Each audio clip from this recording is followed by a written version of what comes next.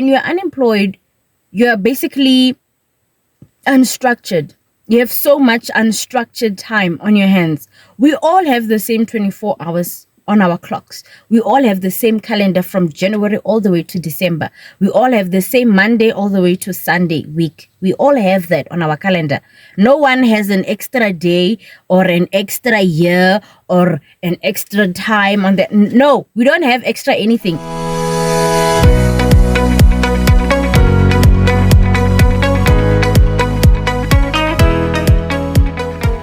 Dumelang, beautiful people, and welcome back to yet another video right here on All Things Teaching with Pina. You guys, this is my new vlogging space. This vehicle that I am in is my new vlogging space because I do not have room anywhere in the house that I can dedicate as my place of work. So this is the only place where I can come and vlog without any interferences from anyone in the house, because I'm still at home. I'm still living with my mom. And guess what? Today we are going to talk about the 7 lessons that I have learned during my unemployment phase. So if this video is of your interest, then stay tuned. The first lesson that I'm going to talk to you guys about, or that I'm going to share with you rather, is the value of financial planning. When you've been unemployed or you are unemployed currently as you're watching this video, it is of utmost importance that you know how to save, you know how to budget, and most of all, you know how to open a savings account for in case of any emergencies of some sorts, because life is so unpredictable. You never know what is going to happen tomorrow exactly. You can sit down and plan how your tomorrow is going to be, but you never know if that tomorrow is going to look exactly like you're planning. Hence, it is important that you evaluate your spendings, you evaluate your spending habits, you evaluate things that you want, things that you need in this life. Because when you are unemployed, you have no money coming in from anywhere. I mean, where's the money coming from? You have no money coming in from anywhere whatsoever. And if you do have money coming in, let's say maybe you have your SASSA grant, your 370 COVID-19 SASSA, or you have an injection of 1,000 rand, 1.5 maybe from a family member of some sorts. It is very important that you sit down and you write down a list of all the things that you need and all the things that you want. And so at the same time, you also need to learn how to save a little bit of money in case of any emergencies, because you never know. In this time that we are in, you really never know what tomorrow holds for you. And so this lesson that I'm sharing with you is of utmost importance, because whether you are working or you are unemployed, you still need to know the value of saving, you need to know the value of budgeting, and you also need to know the value of having an emergency fund, because anything can happen at anywhere, anytime, to anyone that might require you to use a little bit of cash for that situation. So when you have money of any amount, don't use all of it. Take a portion of that money and save it. Keep it away for times of emergency, because an emergency can happen at any time of the day, whether it's in the morning, afternoon, or even lesson number 2 talks about having a degree can open doors for you, but it does not guarantee entry. Having a certificate, a diploma, a bachelor's degree, an honors degree, a master's degree, even including a PhD, that does not guarantee that you will have entry in whatever field of work that you are studying for. Remember, having a degree is not enough. A degree on its own, it's not enough, because it's just a piece of paper. It's like, you understand what I'm saying? It's just a piece of paper. Yes, it can open doors for you and your family, but it does not guarantee that you will enter through the door. You can go for multiple interviews. You guys, I have dropped off my CVs at so many schools, sent out so many email applications, to the point where I was like, you know what, maybe I am just in the wrong career field, because teaching Right now, it's so scarce to get a job at a proper school. Most of the schools that I've heard that are hiring are in the township, or they're in like the deep rurals where like electricity, water, it's a problem. Hey, and so I'm always wondering to myself, what kind of world are we living in? The department says that it's injecting money every year, but where is that money going to? And I'm sure for some of you that have been employed or that are unemployed, that have been sending out their CV applications, you can feel the same frustration that I'm feeling, to say that you're sending out email applications with your own data. Sometimes you even go to the internet cafe. Sometimes you use your neighbor's Wi-Fi. You just go through all the lengths that you can go through to send out an email application, and then silence. You don't even get a call back. You don't even get an email response or an SMS response, nothing. It's just quietness, just silence from all the applications that you have sent out. Guys, every time you get to a school, you always meet up with a receptionist or an admin lady of some sorts, né? And then you drop off your CV. You don't always meet up with management. They always tell you, no, leave your CV here. We will take it to management. And you don't have the guarantee that your CV that you have dropped off is going to end up in management's office. Sometimes it ends up in the trash, or it ends up with other piles of CVs that have been dropped off at the school, and then they're just boxed away in a storage somewhere in the school premises. And so this lesson, oh my goodness, you guys, I even questioned my own degree. I questioned the value of my degree. I was like, is it even credible?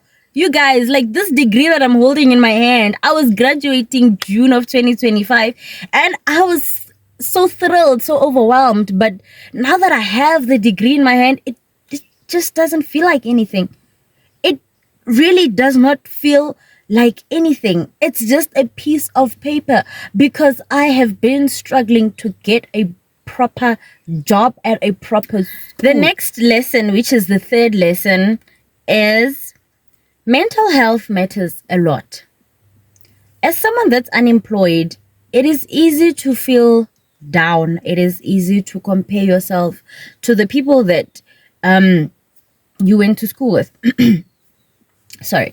I would sit down and just tell myself, maybe I'm not worthy. Maybe I'm not enough. Because how come I went to school with this person and this person is ahead of me and I am left behind? What did I do wrong? Where did I go wrong in this life? I mean, I went to preschool, I went to primary school, I went to high school, I went to tertiary, and now I'm unemployed. I went through all the different levels of schooling that the system has, and I came out unemployed. I even said to myself, this cannot be my life. How is this my life? What am I not learning from this situation? What am I not seeing? What am I not hearing? What am I missing from all of this? What am I missing? And it took a toll on my mental health until one day, after obviously a long time. It didn't happen instantly like that, no. After a very, very long time, I decided that, you know what, girl, just get up, dust yourself. And guess what? That mindset shift happened in August 2025. It happened like recently in August. That's when I was like, you know what, girl, you've been crying, you've been sad, you've been beating yourself up. Like, we are done, we are tired now. Get up and let's do something. I can't just sit and do nothing. And so I started doing that. I started to change my mindset, to change my perspective on how I saw the unemployment phase to be. And honestly, I saw a brighter side of it. And hence today I'm here creating this video after making a list of all the lessons that I have learned during this period. Guys, when I say there's a rabbit hole, ne? There is a rabbit hole that you can dig for yourself. And if you are not careful, you are going to fall in and it will be the end of you. Don't allow this situation, this unemployment phase, to be your determining factor of your life. Yes, it's a phase, it's a situation. Nothing lasts forever. It's just a phase in your life, but don't allow it to suck you into that rabbit hole that goes, we don't know how deep, to the point where when you come out, now you're depressed, you're on antidepressant tablets or whatever. No, like, find a distraction, find something that's going to pull you away from the situation, which is what worked for me, and I believe that it can work for you. My next lesson, which is lesson number 4, is that skill building never stops. It never ceases, it never stops at all. When you are unemployed, you have so much time in your hands to sit down and learn a new skill or sharpen the skills that you already have. So there are so many things that you can do. For instance, you can take online free courses. There are multiple websites. The one that I use is called Alison. I will leave a link to it in the description box. There's a website called Alison where you can obviously study any course of your choice, and it's free. When I say free, I mean like it's totally free. I did my diploma in educational psychology years back on Alison, and I loved how convenient it was. I could study anywhere at any time on Alison, and once I was done with the studying that I was doing, then I could take the test and then get my diploma. Everything is obviously done online. There are videos, there's a whole like notes section, so you can play around with Alison. Tell me if you like it or not, but trust me, it does offer a variety of free courses that you can take at home, and then you can, obviously, once you're done studying, apply that to your CV, attach it to your CV, and then send it off with your CV as well. That's also another thing that you can do. And then you can also start a business. If you do have money that you can use to start a business, you can start selling sweets or look for a need in the community and then tackle that need. You see, a lot of life, it's all about problem solving. When you're at work, whether you're at school or wherever, if you are able to solve a problem and people can pay for you to solve their problems, trust me, you're going to start making money. So think of the different business ideas that you can start to implement at home or wherever it is you are located. Tackle that. I believe that there has to be something, sell something online, sell something physically to someone, or just start a business. But don't just sit at home and scroll on social media every single day without learning. Please, if you are scrolling through social media, allow social media to be a resource that teaches you something, that helps you to refine the current skills that you have, or that teaches you a new skill completely. And once you are done learning, apply that into your life and see how far you go with it. Don't just learn something and then sit with that knowledge. You can't grow anything with knowledge that you're just holding in your palms and not letting go. When you have knowledge, apply those skills, apply that knowledge that you have learned, apply it and see how far life goes. Hence, I'm saying, during this time that you are unemployed, there is so much for you to learn.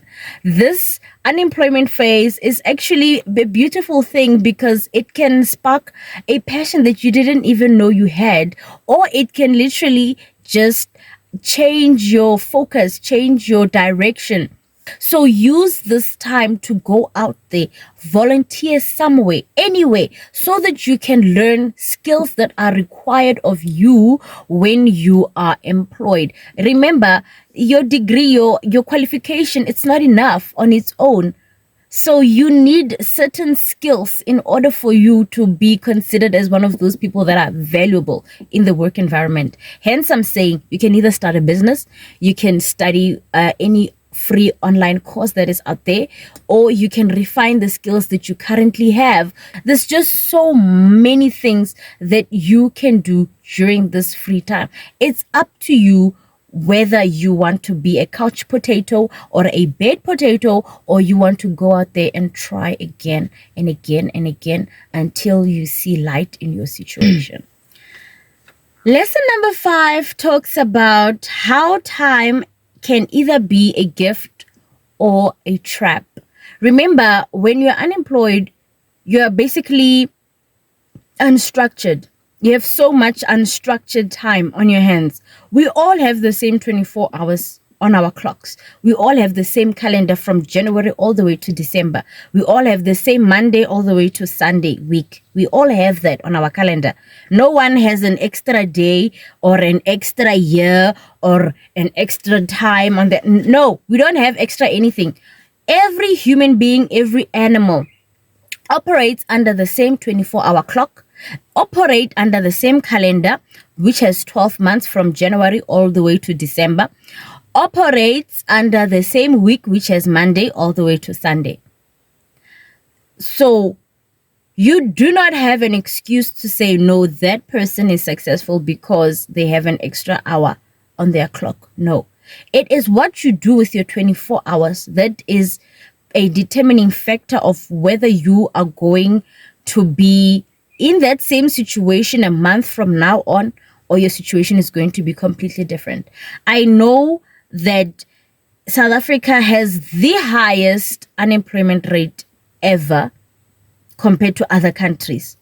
We are the only country with the highest unemployment rate, and most of the unemployed individuals are youth. They are youth members. It's so sad. It's heartening to know that so many of our youth members are unemployed. They are sitting with degrees. Hello, there are people that went to varsity, they studied, they graduated with their bachelors, their honors, babangwe, they even have master's degrees, and they're unemployed. I saw a post, was it weeks ago, of a lady who was a recent graduate but still working at Boxer as a cashier. And you know, when I was looking at that, I started asking myself, these petrol attendants, these cashiers that are always helping us, some of them are graduates themselves, but because their degrees could not lend them the job that they wanted, they had to obviously find another alternative. And I salute them for that. I salute them for not giving up, for finding another way to put food on the table, for another way to at least have some sort of cash injection in their lives. So if you are at home and you're unemployed doing nothing, bruh, there is so many things that you can do. You can apply somewhere, anyway. Don't just sit and be like, no, because I studied psychology, I want to be a psychologist, I'm going to wait for that post, that psychological post or whatever. No, dear, no. Go out there and do something, because there's a lot that you can learn from working somewhere that is completely different from your field of study. I tried applying at Mr. Price. There was no vacancy. At Spa, I was told that they were full. I went to Jet. The lady was like, no, you're not hiring. And I'm like, okay, but there was no need to be rude. There was no need to be rude. I'm just here for a job. I went to ShopRite and they told me that no, they're doing online applications. They're no longer taking in physical CVs. I went to Debonair's. I went to Steers, you guys. Hey, I went. I honestly quit too quickly. Thus, I'm saying it was in August where I had the mind shift that, you know what, let's try again. Let's get up and try again. Let's just change my perspective on everything and see how far I can go in this life. Lesson number 6 talks about rejection builds resilience. Every no that you receive when you go for an interview or when you drop off your CV and they're like, no, we are full. I've been told that. Because you go there with a smile. You go there and like, I hope it works. I hope it works. Fingers crossed. You drop off your CV. I'm like, no, we're going to take your CV for future reference. But for now, just know that we are full. We cannot take you. What I can tell you is be like a palm tree. Have you noticed how a palm tree is always bending? It bends in different direction. It bends forward, backwards. It bends to the side and to another side, but it never breaks. When the wind hits it from one direction, it will bend. And guess what? After it's done bending, it will bounce back. That is exactly the same thing that rejection teaches you. It teaches you to bounce back. Hence, after every no that you receive, you go home, you reevaluate your life, you reevaluate your CV, you reevaluate everything about you, your strengths, your weaknesses, your interests. You reevaluate everything about your life and you try again. You don't say, oh, because they said no, that means I'm not good enough. I know I've done that myself. I was like, okay, maybe I'm not good enough for this position that I'm applying for. But how about we just flip the coin and you tell yourself, maybe the reason why they said no is because they cannot afford someone like me. Just try and flip the coin a little bit. Try and see rejection from a different perspective. Sometimes rejection means that there's something bigger waiting for you. There's something bigger that is coming, something bigger that is on its way, that is coming, but it needs you to be patient. It needs you not to rush the process. You see, the thing is, unemployment is uncomfortable. It's not an easy thing to be in. I honestly don't want any part of it, but I'm here. This is where I am. And I can't just sit and be like, oh, I'm comfortable being unemployed. No, I have to get up and do something. Look within the community that you are living in. Look for a need, look for a problem, and then come up with strategies or ways on how to tackle that problem. And guess what? Make people pay you for it. It's not going to be easy starting up. Guess what? If you keep going, you will see progress. Progress doesn't happen overnight. It just simply means every day you wake up and you do the same thing over and over and over again. Focus on one thing that you are good at and do it to the best of your ability. That thing that you are good at will eventually open a door that will open another door and another door and another door. The final lesson, which is lesson number 7, talks about how job hunting is a full-time job in itself. Guys, hey, job hunting is a full-time job. When I say full-time, I mean like it requires Wi-Fi or data or internet connection of some sorts, ne?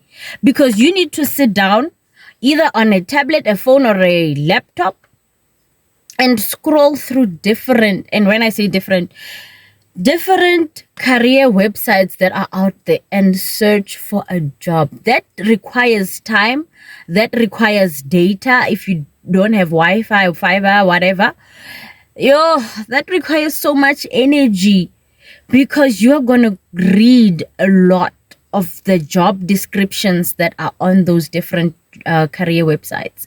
There's Career 24, there's whatever. Oh, guys, there's so many of them, and also these WhatsApp groups, ne? There's so many WhatsApp groups. Yeah, guys, I am on so many WhatsApp groups. I don't even know how many. Oh, there's just so many. And then there's so many job posts that are out there.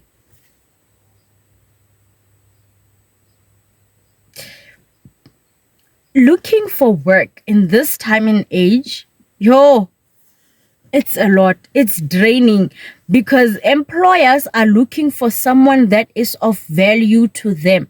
They are looking for someone that has experience and that has the skills that are required to get the job done.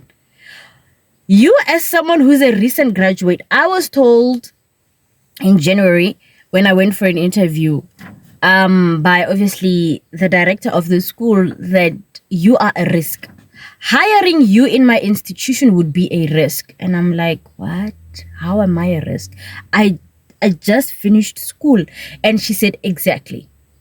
You have no work experience whatsoever. You don't know what real life looks like. You don't know what the work environment looks like. You only have practical teaching experience, but you don't have real work experience. And I am looking for someone who has real work experience. Hiring you would be a risk for me and for my institution.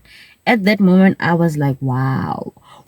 So if you are a student and you are watching this video, during your free time, go out there and volunteer somewhere so that you can at least acquire certain skills. Ne? There has to be a skill that you learn, whether it's time management, whether it's communication. There are so many skills that one can learn from a work environment, not from a school environment. Ne? Wherever it is that you're working, I know your first job is not always the right one. It's not always the dream job, but wherever it is that you are working, or wherever it is that you can work, go there and learn a necessary skill. Go there and gain experience. That job, that dream job, it will come with time. So don't be too hard on yourself. Focus on the positives that comes with each and every single day. If you are not willing to get up and grab the opportunities that present themselves with each and every single dawn of the day, someone else is going to do it. And then you're going to sit at home and wonder, why me? Why am I going through this? And then you're going to cry and go through all those emotions all over again. After you've worked so hard to get out of those emotions, girl or boy, man, whoever, hey, get up. Get up and try again. Get up and send that CV.